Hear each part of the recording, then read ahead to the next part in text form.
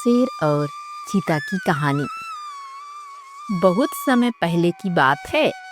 एक घना और विशाल जंगल था जहाँ तरह तरह के जानवर रहते थे।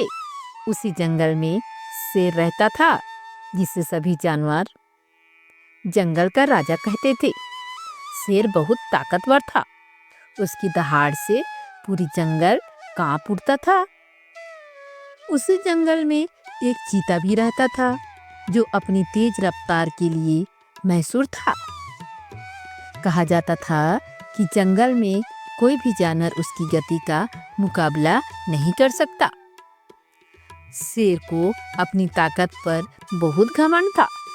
वहीं चीता अपनी तेजी पर दोनों एक दूसरे को पसंद नहीं करते थे। शेर को लगता था कि केवल ताकत ही सब कुछ है, जबकि चीता मानता था कि बुद्धि और फुर्ती से हर काम किया जा सकता है। एक दिन जंगल में भयंकर सूखा पड़ गया। पानी और भोजन की कमी होने लगी। जानवर आपस में परेशान रहने लगे।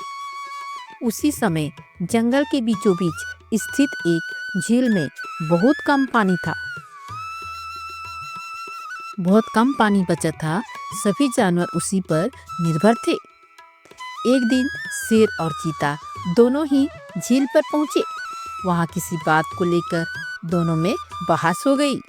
शेर ने घमंड से कहा, मैं जंगल का राजा हूँ, पहले पानी पीने का हक मेरा है।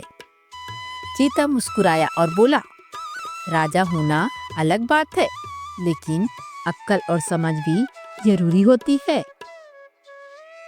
शेर को चीते की बात पसंद नहीं आई।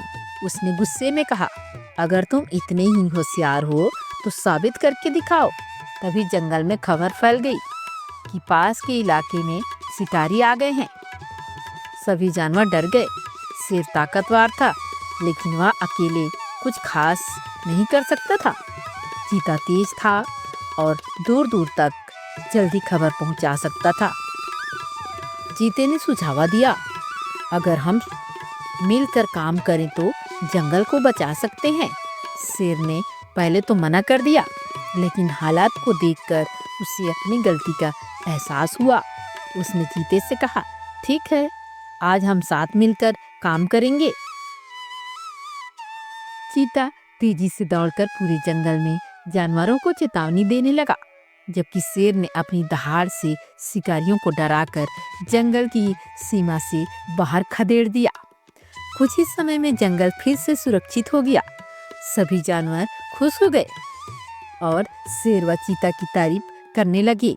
शेर ने चीते से कहा, आज मैंने समझा कि केवल ताकत ही काफी नहीं होती, समझदारी और सहयोग भी जरूरी है। चीता मुस्कुराकर बोला, और मैंने यह सीखा कि ताकत और तेजी मिल जाए तो हर मुश्किल आसान हो जाती है। उस दिन की बात शेर और चीता अच्छे मित्र बन गए और जंगल में मिलकर न्याय और शक्ति बनाए रखने लगे।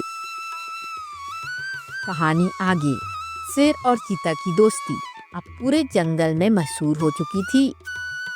दोनों मिलकर जंगल के नियम बनाते और सभी जानवरों की समस्याएं सुनते।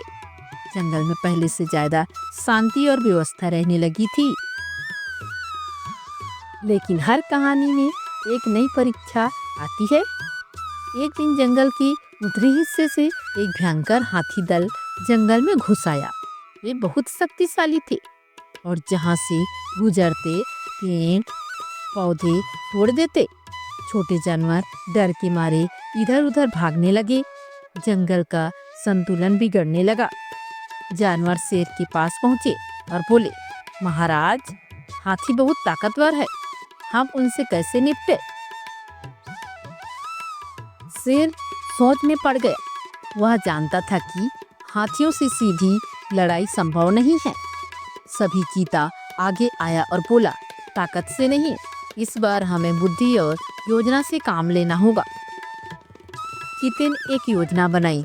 उसने जंगल के तेज और फुर्तीले जानवरों को अलग अलग दिशाओं में भेजा ताकि हाथियों को सही रास्ता दिखाया जा सके। खुद चीता बहुत तेजी से दौड़ता हुआ साथियों के सामने सामने गया और उन्हें भ्रमित करने लगा। खुद चीता बहुत तेजी से दौड़ता हुआ हाथियों के सामने सामने गया और उन्हें भ्रमित करने लगा। इधर शेर अपनी गहरी दहाड़ से जंगल की सीमा की ओर संकेत करने लगा। हाथी समझ गए कि यह जंगल उनका नहीं है और यहाँ रहने से सबको नुकसान होगा। धीरे धीरे हाथी दल जंगल से बाहर निकल गया। सभी जानवरों ने राहत की सांस ली। जंगल फिर से सुरक्षित हो गया। कुछ दिनों बाद जंगल में एक और समस्या आ गई। कुछ छोटे जानवर आपस में लड़ने लगे थे।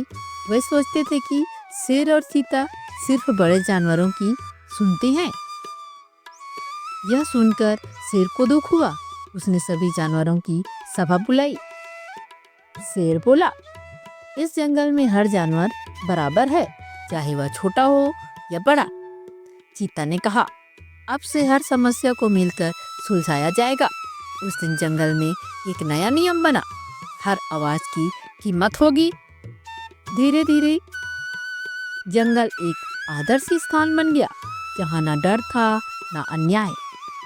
रात को शेर और चीता नदी के किनारे बैठे थे। शेर बोला, अगर तुम साथ न होते तो मैं यह सब नहीं कर पाता। चीता मुस्कुराया, और अगर तुम विश्वास न करते तो मेरी तेजी बेकार होती। चांदनी में दोनों की परछाइयाँ साथ साथ चल रही थी। जैसी आप बता रही हो कि सच्ची दोस्ती में कोई बड़ा छोटा नहीं होता। सीख, दोस्ती में विश्वास रखना चाहिए। दोस्ती के साथ गद्दारी नहीं करना चाहिए। दोस्ती अच्छे से निभाना चाहिए। सबके साथ मिलकर रहना चाहिए। धन्यवाद। कहानी अच्छा लगे तो लाइक एंड सब्सक्राइब करें ताकि और आगे कहानी लेकर आ सकूं।